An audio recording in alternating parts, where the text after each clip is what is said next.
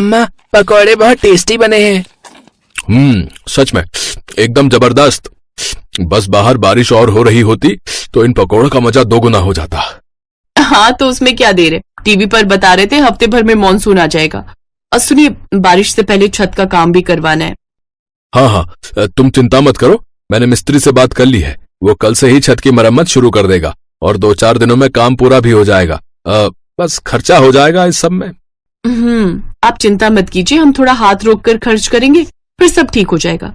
लेकिन छत की रिपेयरिंग जरूरी है, वरना बारिश में इस बार भी छत टपकने लगी तो बड़ी मुसीबत हो जाएगी।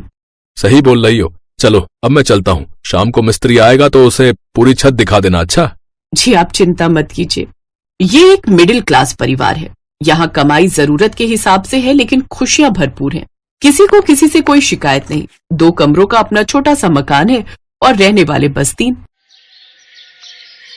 भैया, पिछली बार यहाँ से बहुत पानी टपका था, तो यहाँ थोड़ा ज्यादा मसाला लगाना, और वो वहाँ पर भी।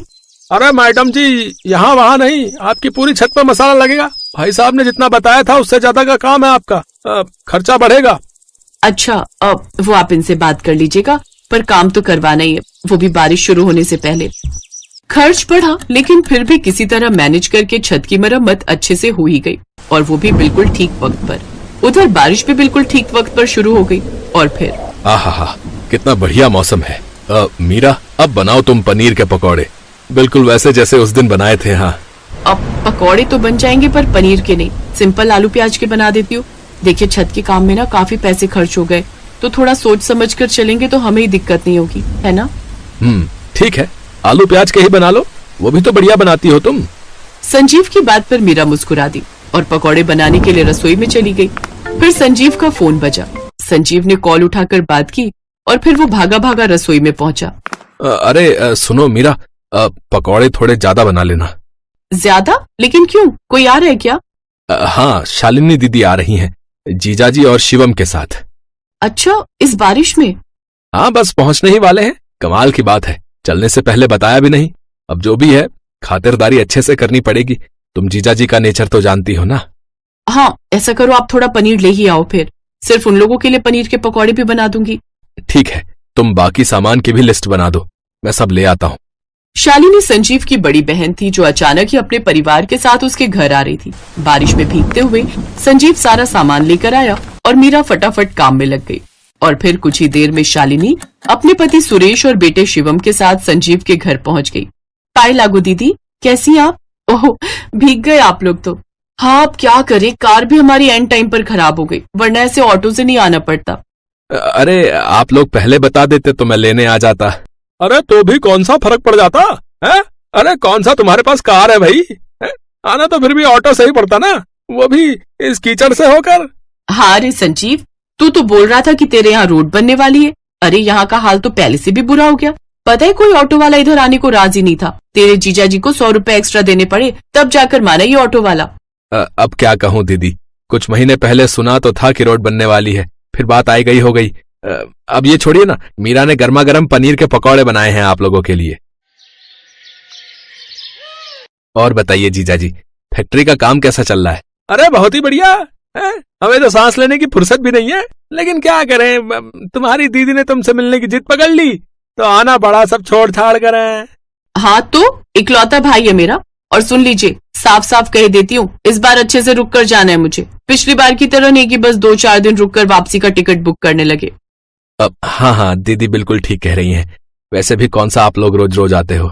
क्या बात है, मीरा कुछ नहीं बोल रही? हमारा आना अच्छा नहीं लगा क्या उसे? अरे नहीं दीदी, बस सोच रही थी कि डिनर में क्या बनाऊं। शालिनी और उसका परिवार यहाँ मेहमान नहीं बल्कि बिन बुलाई आफत बनकर आए थे, जिसे ना चाहते हुए भी अब संजीव और मीरा को झेलना ही था। बात सिर्फ खाने पीने तक होती तब भी ठीक था, घर की हर चीज को लेकर इन तीनों के नखरे ही अलग थे। मम्मी, हमारे पास 2 कमरे हैं, फिर भी हम जमीन पर क्यों सो रहे हैं? वो शिवम भैया को अकेले सोने की आदत है ना, इसलिए। अब कोई बात नहीं बेटा, कुछ ही दिनों की तो बात है। कुछ दिन की नहीं मीरा, मुझे तो इस बार दीदी का लंबा दौरा लगता है। मुझे तो टेंशन खर्चे पानी की है, छत की रिपेयरिंग में पहले ही बहुत पैसे खर्च हो गए। आप चिंता मत कीजिए जी, मेहमान भगवान समान होते हैं, उनकी आवभगत में कोई कमी नहीं होनी चाहिए। आप ऐसा कीजिए, मेरी एक सोने की अंगूठी कल जाकर गिरवी रख दीजिए, फिलहाल काम चल जाएगा उससे। फिर आगे जब संभल जाएंगे तो छुड़वा लेंगे उसे। तो नौबत यहाँ तक आ पहुंची थी। और फिर एक दिन,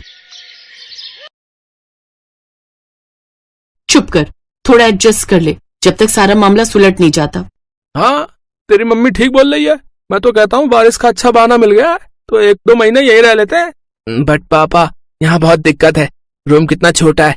अरे बस कर, वहां अपने मोहल्ले में जो कुश्ती करके आए वो कम है क्या? पड़ोसी के लड़के की सारी हड्डियां तोड़कर रख दी। वो तो अच्छा हुआ कि हम तेरे कांड के बाद फौरन यहाँ चले आए, वरना भी पुलिस स्टेशन की हवा खा रहा होता तू। इस बातचीत को सुनकर मीरा को सब समझ आ गया कि उसके नखरीले ननद नंदोई आखिर क्यों उसके यहाँ टिके हुए हैं।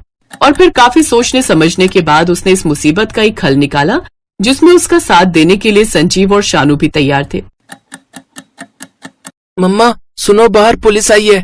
क्या पुलिस? पर क्यों? अब पता नहीं, सभी घरों में जाकर पूछताछ कर रहे हैं। लगता है किसी को ढूंढ रहे हैं। पड़ोस वाले शर्मा जी बता रहे थे कि कुछ मार पिटाई का मामला है। अभी बस हमारे यहाँ ही आने वाले हैं वो लोग। मम्मी अब क्या करें? हमें क्या करना है? जो करना है वो पुलिस करेगी और उसके साथ करेगी जिसे वो ढूंढ रही है। तुम क्यों टेंशन ले रहे हो भांजी जी? हाँ हाँ, हमें क्यों कोई टेंशन होगी।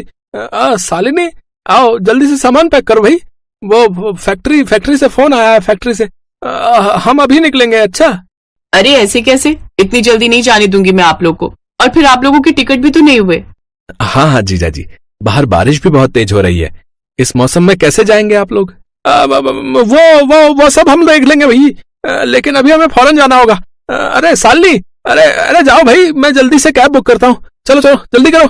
संजीव और मीरा की तरकीब काम कर गई। ये बिन बुलाए मेहमान जो महीनों टिकने का प्लान बना रहे थे, कुछ ही मिनटों के मेहमान बनकर वहां से भाग निकले। और तब जाकर संजीव और मीरा ने अपने ही घर में चैन की सांस ली।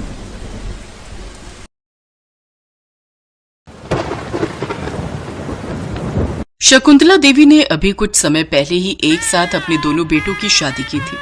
शकुंतला की बड़ी बहू आंचल गोरी और सुंदर थी, जबकि उसकी छोटी बहू काजल काले रंग की थी।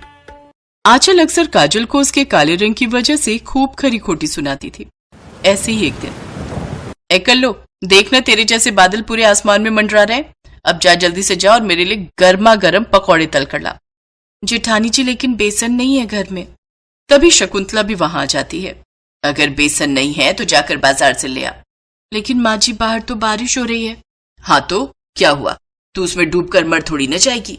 और मर भी गई तो हमें कुछ ज्यादा असर नहीं पड़ने वाला। जानती हूँ, मुझे आपसे यही उम्मीद है। इसके बाद काजल बारिश में बेसन लेने चली जाती है। रास्ते में चलते हुए उसके पास से एक ट्रक गुजरा जिसने उसके ऊपर कीचड़ उछाल दिया। अरे देखकर नहीं चला सकते हो क्या? बेचारी काजल कीचड़ में सनी हुई घर पहुंचती है। उसे देखकर आंचल चिल्लाते हुए कहती है, आ भूत भूत। अरे जेठानी जी, मैं हूँ काजल। अरे कल्लो, ये क्या हाल बना लिया तूने? सच में आज तो तू और भी डरावनी लग रही है। काजल खड़े खड़े आंचल को घूर रही थी। तभी शकुंतला ने उससे कहा, अरे तू मेरी चांद जैसी बहू को क्यों घूर रही है? उसे अपनी काली नजर लगाएगी क्या?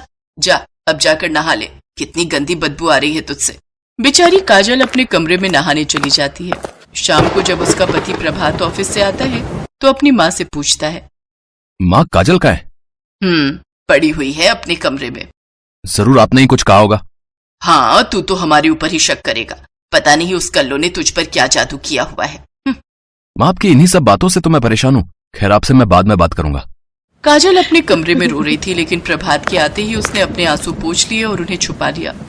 रुको, मैं अभी तुम्हारा मूड ठीक कर देता हूँ। ये लो। ये हार आप मेरे लिए लाए हैं? नहीं, पड़ोसन के लिए लाया हूँ। सोचा तुम्हें दिखा दूं। क्या आप भी ना। उस घर में काजल को प्यार देने वाला उसका पति ही था। शकुंतला की बड़ी बहू गोरी चिट्टी थी, जिस वजह से शकुंतला उसे बहुत प्यार करती थी, जबकि काजल को अपने काले रंग के कारण अक्सर गालियां और ताने ही मिलते थे। ऐसे ही एक दिन, आह आह,